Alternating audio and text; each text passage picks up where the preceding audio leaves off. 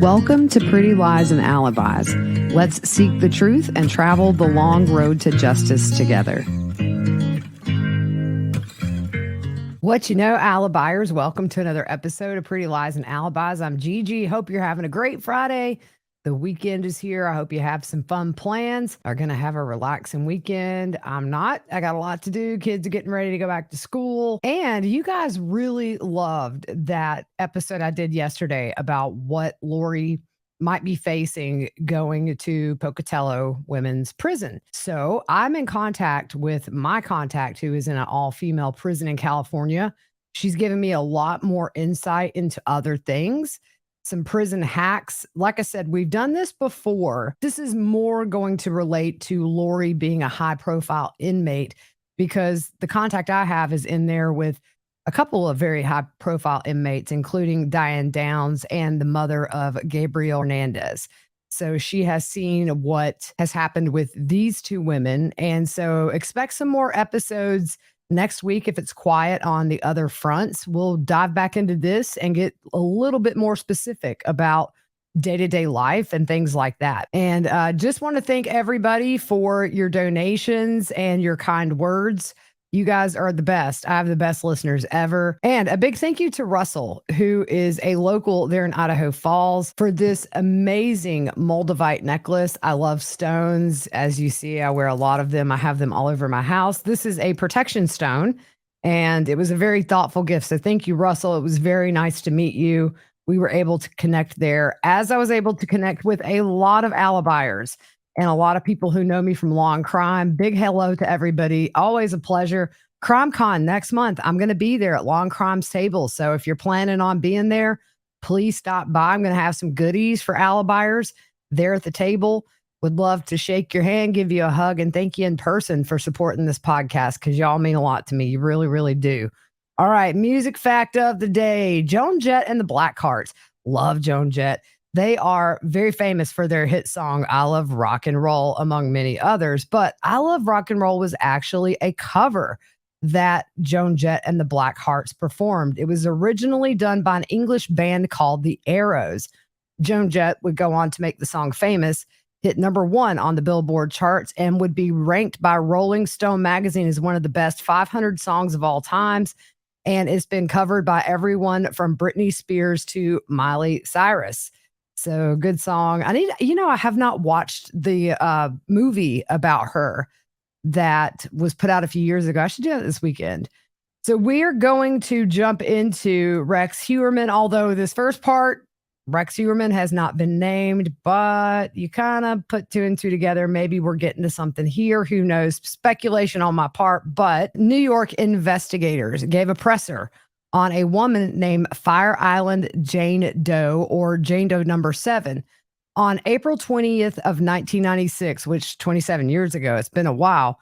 Her legs and feet were found on the bayside shore of Fire Island, which is a mile west of Davis Park Beach. 15 years later, on April 1st of 2011, a skull was found on Tobay Beach in Nassau County.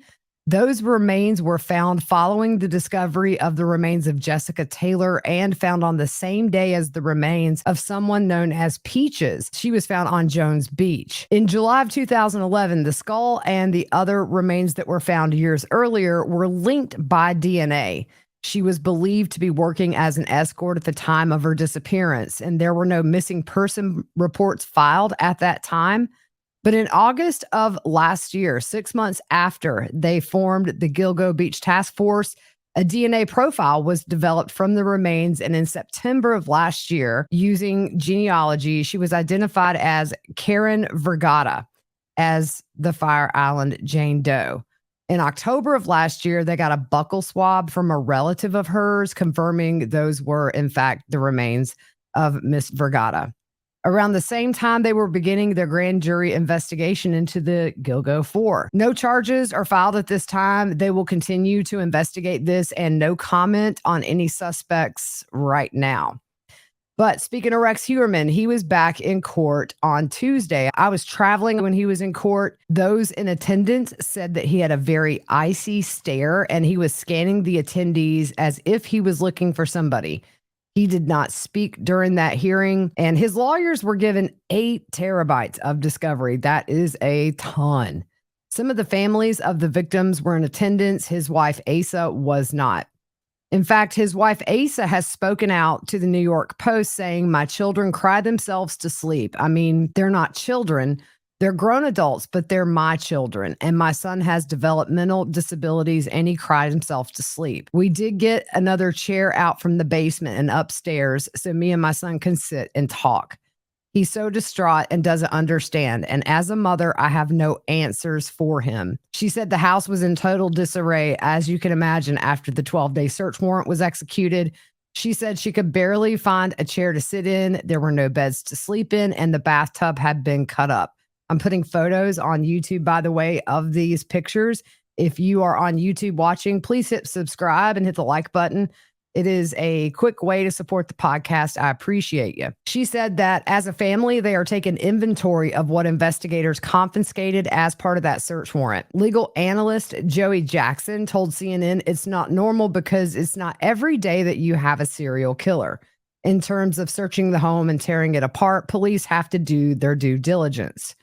They're going to be looking to get any connections to his current case, like DNA, blood, hair, or other fibers that might have some connection to any of the body parts that turned up. In addition to finding evidence to build a solid case against Rex for the charges he faces, investigators are likely to also look for anything that could link him to additional crimes. Based upon the human nature and people trying to wash the day off of themselves, a lot of evidence could be gleaned from pipes and tiles and other things that have gotten ingrained in other areas in the bathroom. And I'm sure that's what they're focused on. His wife said that, as you could imagine, she is suffering from severe anxiety, telling the Post she woke up in the middle of the night shivering from anxiety. Rex's daughter, Victoria, says she feels not human after all this. And then when asked to elaborate, her lawyer said she meant what they've done to them and the family is not even human. They were just complete animals. They treated them like animals. Asa told the New York Post that neighbors want their home torn down. She said, "Look, I don't want to walk down the street. I heard what people say about us. I heard it. I heard the other people in the neighborhood. They want the house bulldozed." Rex's wife and children have not visited him in jail since his arrest on July 13th. She released a statement today through her attorney asking to be left alone, saying, "On behalf of my family and especially my elderly neighbors who have also had their lives turned upside down by the enormous police presence, in addition to spectators and news crews, they deserve to live peacefully. They should be able to walk their dogs and go to the grocery store without cameras shoved in their faces.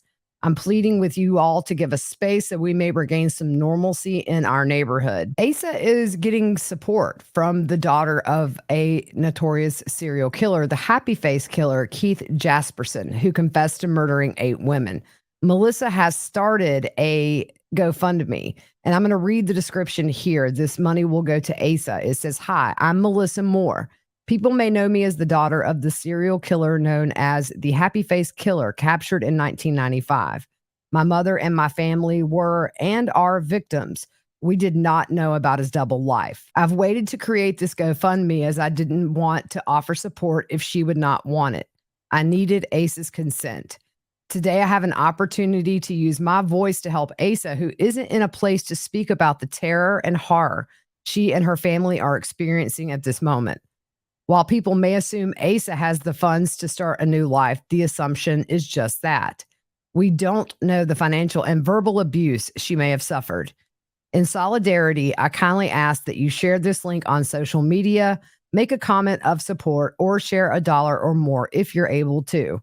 The funds will go through the law firm representing Asa directly to her as the beneficiary, then for her to decide how to disperse according to her needs. For clarification, it was edited yesterday on August the 3rd. It says the funds are to support Asa and she can direct on what is her highest priority, basic needs for herself and adult children, to restore the home to whole as evidence collection either damaged or destroyed many critical household items and any other needs she may have that is not listed.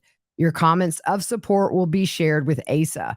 I took a look and the GoFundMe has raised nearly $31,000 with 788 donors. My heart goes out to Asa and those children. They didn't ask for this, and there's been zero indication they knew. In fact, we know they were out of town when these murders happened. So we should definitely extend them kindness and compassion.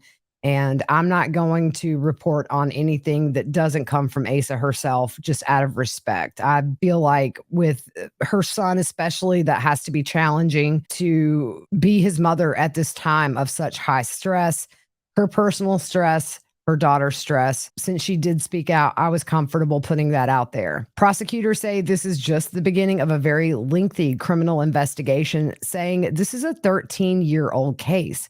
So as you see, we have a great deal of information, evidence, photographs, reports to provide to the defense counsel. We've begun that process, and it's just the beginning. We're going to continue to do that on a rolling basis. The Suffolk County District Attorney will prosecute the case himself. Rex's attorney, Michael Brown, said, "The press has convicted my client without seeing a shred of evidence. So he doesn't stand a chance with the press, and we're not going to try the case in the press. I doubt that any one of you for a moment have even contemplated the possibility that they have the wrong guy. What we're going to do is defend this case in a courtroom where we have 12 fair and impartial jurors and a fair and impartial judge, where words like presumption of innocence and beyond a reasonable doubt, where words like that reign every day. That's where we're going to try this case." Prosecutors have also submitted a request to the court asking for a DNA swab from Rex Heuermann. Attorneys for his wife, Asa, said she's been not asked to provide a sample, although we know they already have hair samples of hers. Some of her hair was found wrapped up with some of the victim's remains. She was out of town, as we know, when these murders occurred, and this is believed to be transferred from items used in the house during the murders or what they were looking at during the search warrant, the possibility that maybe the victims were brought to the house when she was out of town. Just a recap, the remains of at least 11 victims were found in the Gilgo Beach area, though it's unclear if they are the work of one person. Many were escorts who advertised on Craigslist or worked in New York City. As we know, Rex's office was in Midtown, kind of near the Empire State Building. His next court appearance is set for September 27th. I'll be all over that one. Moving on to Kouri Richins, there was a court hearing yesterday concerning her suing the estate of her husband, her late husband, that she is accused of murdering, Eric Richins. Kouri is still in jail awaiting trial for his murder. She's charged with aggravated murder, which is a first-degree felony, and 3 counts of possession with intent to distribute. Kouri was not in attendance yesterday. It is not required for her to be there in the civil case. But the hearing focused on 2 issues. Number 1, both parties have filed for a partial judgment in the case. Number 2, a motion to stay the case pending Kouri's criminal proceedings. Kouri's position is that it was not legal for Eric to give the trust his business interest. That's the $2 million life insurance policy from that buy-sell agreement he had with his partner. The filing also says she has a right to Eric's assets outlined in their prenup. She filed a lawsuit against the trust just 3 weeks after his death. The judge did rule in favor of Eric's trust, and his family will benefit from that business life insurance policy with the $2 million buy-sell agreement he had will go to the estate, his sister, who is the trustee. Kouri essentially said she was a creditor of Eric's because with the house and personal property being marital assets and his transferring those to the trust essentially left him with no money. Because of that, it was voidable, and he had intent to defraud her by not telling her about the switch in trustees.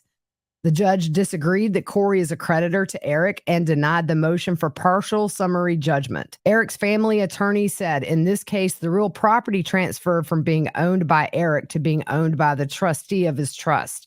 Again, the fact that he was his own trustee doesn't make a difference. Kouri's attorney, Austin Nate, said the judge's rulings were partial summary judgments, which are preliminary rulings of the facts of the case, saying the judge today said this is not a final judgment. So this doesn't end the case. Certainly, we will take the ruling and address the next steps and go from there. Kouri has filed a motion to remove Eric's sister as his trustee and make herself the trustee. If by a long shot she were to win that motion, she could still receive that $2 million because it goes to the trust and not directly to Eric's family. The judge ruled the other motions would be put on hold until her murder trial concludes. So that's kind of it with her. Nothing else new in the criminal case. But my friend Laura is going to come on soon. We're going to break down these mortgages that Kouri had that show how deep she was in. Moving on to Carlee Russell. 25-year-old Carlee Russell has been charged with fabricating her story about seeing a child on the side of the road and then being kidnapped. She was charged with false reporting to law enforcement and falsely reporting an incident. Both of those are misdemeanors that carry up to a year in jail and a $6,000 fine. She turned herself in and she was immediately bonded out. I have her mugshot up here on YouTube. Hoover Police Chief Nick Durzis says he was disappointed more charges weren't filed against her given the man hours that went into searching for Carlee, stoking fears in the community and opening old wounds for loved ones who had family that actually had been abducted. In a press conference announcing these charges, he said, "As we know, actions have consequences. I know many are shocked and appalled that Miss Russell is only being charged with 2 misdemeanors, despite all the panic and disruption her actions caused. Let me assure you, I too share the same frustration, but existing law only allows the charges that were filed to be filed." Her decision that night to create a panic and alarm for the citizens of our city and even across the nation. Numerous law enforcement agencies, both local and federal, worked tirelessly not only to bring Carlee home to her family, but to locate a kidnapper that we now know never existed. He plans to lobby legislatures to pass laws allowing prosecutors to essentially just lay down the gauntlet on people who file false police reports. I was kidnapped. I was carjacked. When you start saying those types of things, that ramps us up quite a bit. And to me, the punishment ought to be more severe in a situation like that. He also sat down with VWTM 13, and he says they still have questions that Carlee could answer only if she would speak to their investigators. The only time they spoke to Carlee was the night she returned home, and they spoke briefly with her at the hospital. He said, "We have the attorney's letter, and the attorney said that she was in Hoover the whole time and that she didn't have any help. So that's all we know. We don't have any other facts to dispute that, but I can assure you we're going to try and find out ourselves if they're not going to talk to us. The case is still open. They're actively investigating." He said when he was notified of the case the night it happened, some things already were not adding up with him. He said, "Being a policeman for a long time, there's been a lot of times I've been skeptical, and boy, it came out to be real. So you don't stop, even if you're skeptical." He said, even though they have not been able to question her more, he thinks it would be better for her and everyone if she just told the truth, saying, "I think, people are forgiving. People are upset. I think if you know the entire scenario, what maybe it just makes people a little better understand what the whole thing was about." Probably not going to happen. Moving on to Bryan Kohberger, there is a new court filing for Kohberger's alibi. It is titled "Objection to the State's Motion to Compel Motive of Defense of Alibi, or alternatively to bar certain evidence."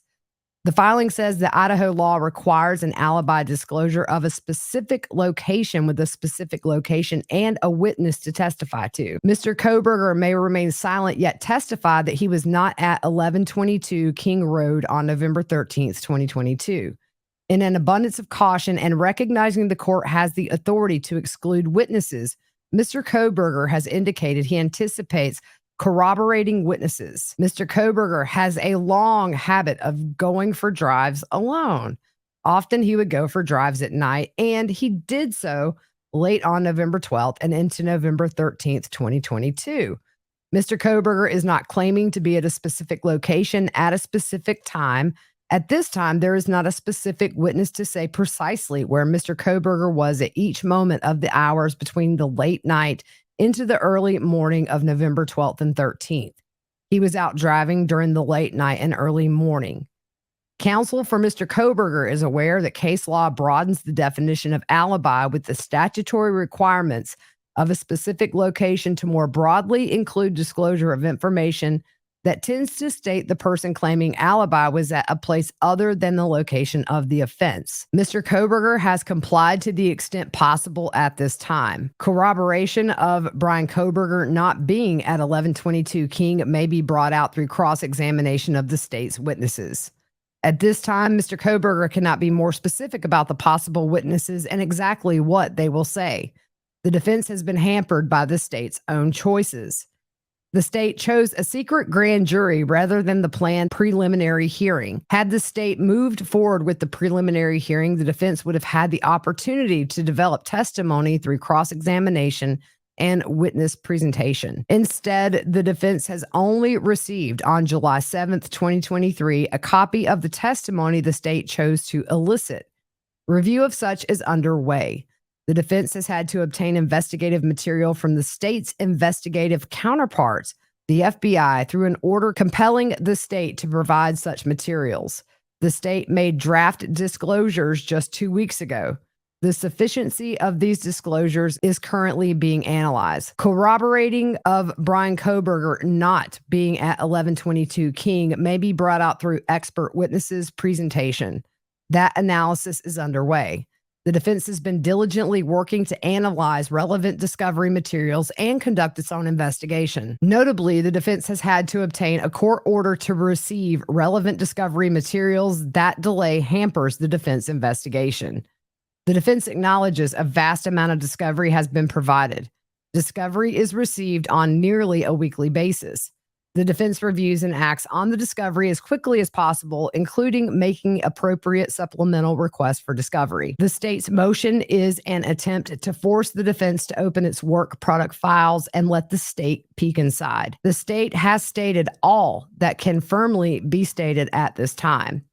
This is not trial by ambush from the defense. This is the defense requesting information as quickly as possible, yet in some instances face the delay of requesting a court order to obtain information. The state continually uses those opportunities to attempt to force a waiver of speedy trial. That is a decision left to Mr. Kohberger and Mr. Kohberger alone. Mr. Kohberger was out driving alone. Corroborating evidence may come from cross-examination of state witnesses.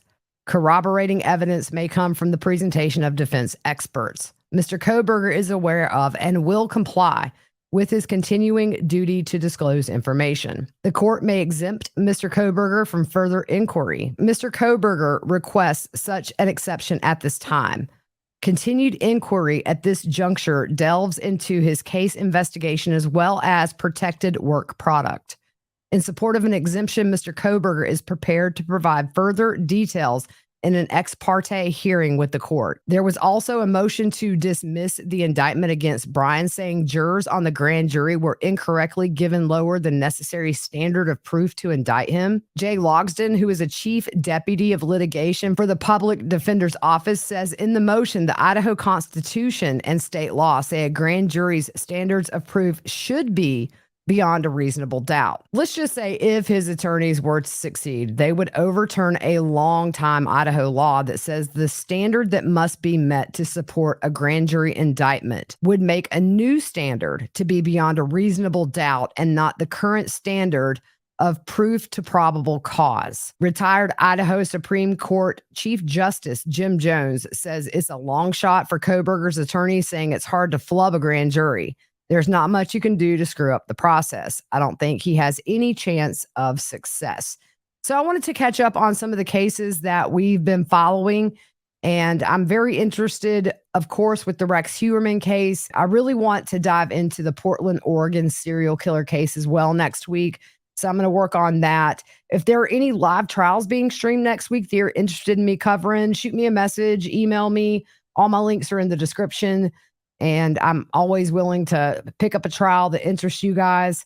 Sometimes they slip past me. But anyways, I hope you guys have a great rest of your weekend.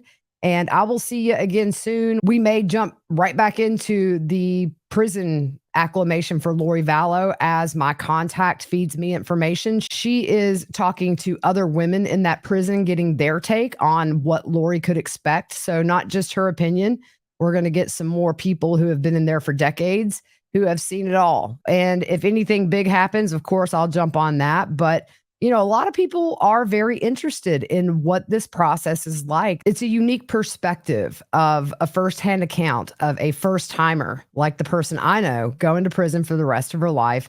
And it seems to interest you guys. And I may pull back into those episodes and look into prison hacks and things like that. Those were really interesting.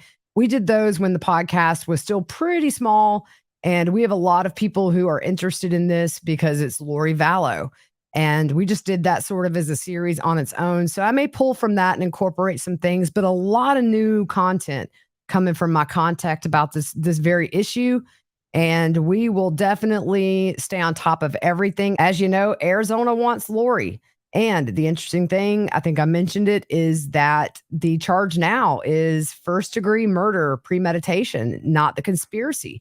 Still trying to find out if they've upgraded those charges, but looks like they're ready to start the process to get her in Arizona, where we know Lori doesn't want to go. It's hot, it's miserable, bigger prisons.